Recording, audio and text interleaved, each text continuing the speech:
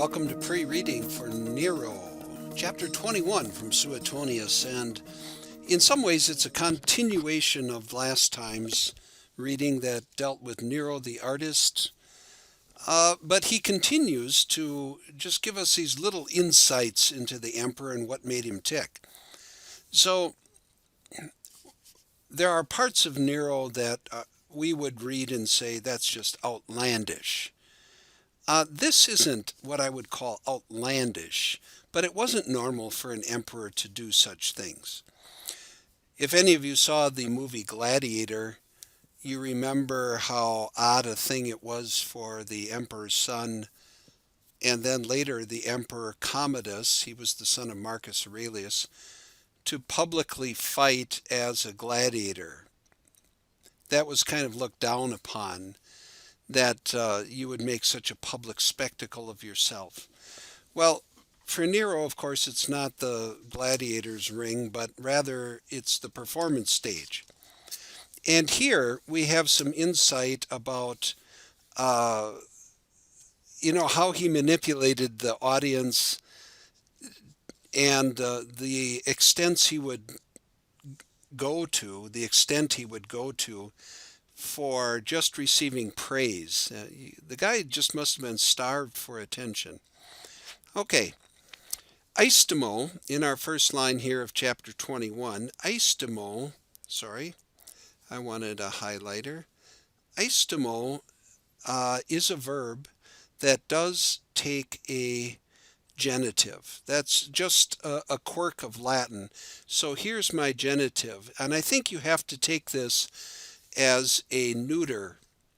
So you can take cum either as concessive. No, concessive doesn't really work here, but temporal or causal. Because he valued of a great thing. Now, what did he value of a great thing? Well, this is what he valued of a great thing. Okay?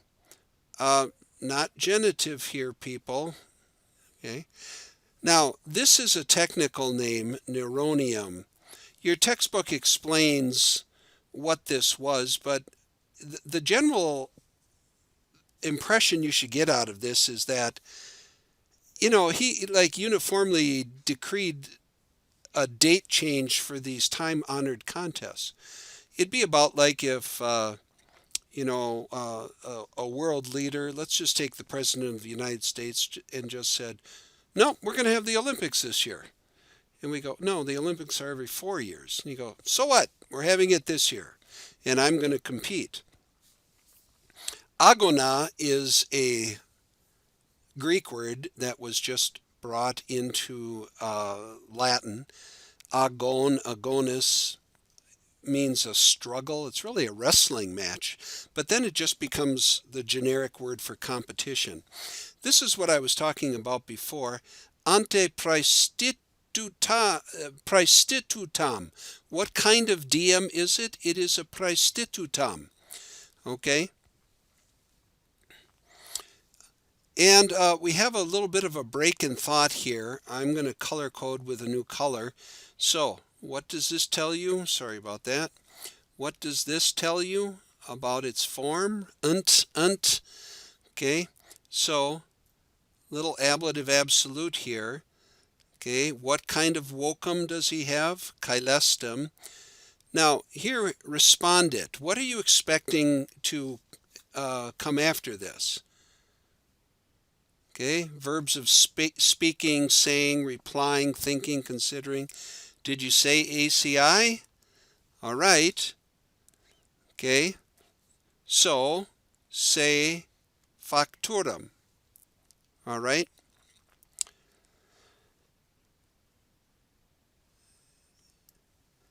In hortes, okay, don't take volentibus with hortis. That doesn't go together. Okay. Now, another little ablative absolute. Okay. Now, preces is kind of strange here. Preces literally means prayers, but of course that's too strong and too religious. So what do you say? Entreaties or beggings? Okay. And what's interesting is this isn't just coming from a bunch of sycophantic fans, but this is actually Statione Militum, who's also asking for this. All right? And it is this feminine you have to take back with that feminine noun. All right? Now, here again, we're in an ACI, and what does this tell you about tense? Okay, here's my subject. Okay. These both modify uh, these both modify Nero. Okay. Uh, Now this chunks out very nicely here. Sine more namum tuum in ulbo. Now I know you want to say something about in the white. All right. Yeah, it can mean a white tablet, but in a transferred sense, it's the list, or we might say the entry form, or the program of performers. Okay, so here, another participle. What does this mean? Okay, these we ran across this term before in chapter 20, where we're talking about a professional lyre player. Okay, so yoso you routinely takes an infinitive. Now we have a break in thought. Okay, and sorticula in urnum. Okay, into this urn or this jar. Uh, this phrase, cum ceteris dismissa, okay, and when, well, I'm going to just take the whole phrase here because this is a little bit odd, okay, and your notes don't help you all that much, but we have a temporal clause here. When ceteris dismissa ordina sua, well, it's an ablative absolute. Your notes do mention that, but or no, I'm sorry. Don't take this as a subjunctive. Just cum ceteris. So with the others, his own order dismissed, he entered. All right. So what does this mean? Well, he was waiting his turn, and then when his number came up, he went on to stage. All right. And quite the entourage he goes on to stage with. All right. So who do we have accompanying him onto stage? Praefecti, tribuni militum, well, praefecti praetorii, tribuni militum, and then intimi, amicorum. So those three groups are following him onto stage. All right. Now, again, just look at the participles here, right? Unt. What does that tell you? Okay. Now, consto, right? Like a constitution is something that is set up or established. But here, as your notes point out, you just take this as a temporal conjunction. So when or as he took his place is the way I translated it. Okay? Per acto principio, that seems to be the first part. It could have been like the intro to the song and then he stopped, or else he gave a speech first and then he started playing. Now, what we have following are a whole bunch of titles of things that he performed. Oh no, not quite yet. I'm sorry. But here is the title of one thing he performed. You have to understand, well, we have the verb right here, pronuntiavit, sorry, I want my purple.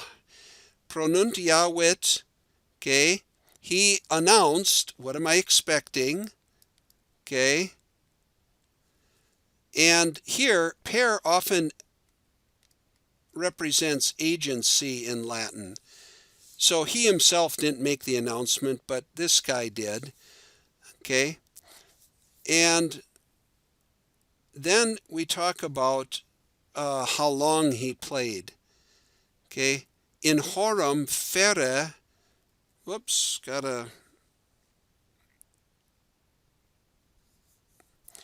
I have to change the rotation here. I thought that had done that. Hang on.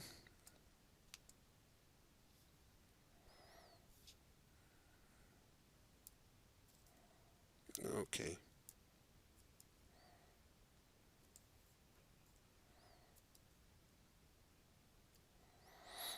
All right. Yeah, okay. So he perservawed. He continued on. All right. And new thought here. Coronum eam. I think you have to take eam here as an adjective. That crown or that prize. Okay. Um, what did he do with it? He disstule it. Now, disfero or differo, we still have the English word he deferred or he put off. Okay, so the general gist is he played so long that there was no time really for anyone else to play. And so it's not that he took first prize, it's just they couldn't award a prize because they hadn't heard all the people who had entered. Okay? Um, Now, the next part talks about how he just liked to perform. Here, the idea of tardum here, it seemed late. In other words, he couldn't get on stage often enough. Okay, so he didn't like waiting, and especially waiting till next year because he had called this competition and changed the date, and he didn't really want to wait till next year to win the prize. And so, non kasawit, okay? And this has the idea of separation, right? So I would translate, he did not cease from, okay? And publicare here, not being public, but the idea more like he uh, uh, performed in public. All right. Now, here also, he even went with a particular, the what we have here, the skynikos. So these would be the professional actors. All right. Now, remember, acting isn't like our plays. We're basically talking about singing, poetry, and tragedies. All right. So, inters skynikos. It comes right out of the Greek skene, of course, the stage. So the people on stage, all right?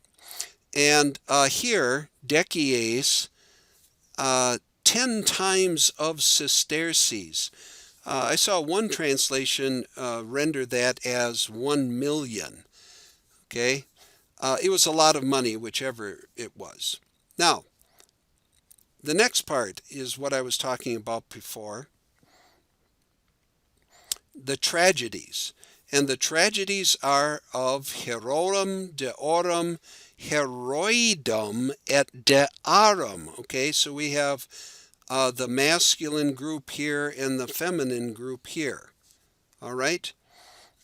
So, person, I just want to mention that persona, sound through. This becomes the technical word for a mask. The Greek had the word Hippocrates, but personas, you sound it through. So these big masks actually act as amplifying devices for the actors so that the crowd could hear him. All right. Now, ad similitude ora sui, and of women. Now, your notes, just follow the notes on that, how they render that. Okay? But can you imagine being one of Nero's girlfriends and all of a sudden he comes out on stage with a mask that kind of looks eerily like you? That's kind of creepy. But he's the emperor and he can do what he wants, I guess. Now, there are what follows here towards the end, there's a number of official titles of tragedies. All right?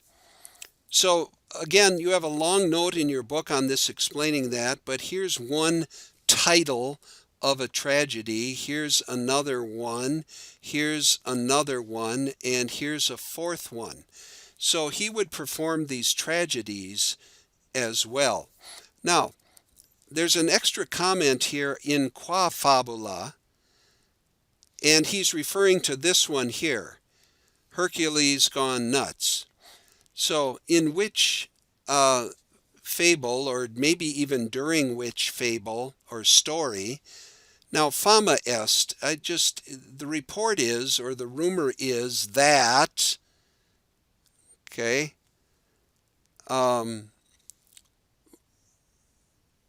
the acting was so realistic, I suppose, that turunculum, that's a diminutive ending, okay? He is a turunculum militum, and he is positum ad custodiam aditus. Okay, so take this one as temporal here. When, okay, cum viderit, when he saw. Now, watch these endings. What are you expecting with a verb of seeing? When he saw, all right? Now, the argumentum, the argument, that has a different nuance when it comes to medieval plays, or to classical plays. And even, well, classical Renaissance writing, they call the main line of thought the argument. All right? So I would translate that as simply the plot. Okay? That's really what he's talking about. He's not talking about some debate that's going on. He's talking about the plot of the play. Okay? And he reacts as a young, eager to please recruit for the army would. All right? So, it's actually pretty straightforward. We have Nero, the artist. Suetonius is telling us more about his love of performing, how he performs at any opportunity that he can seize.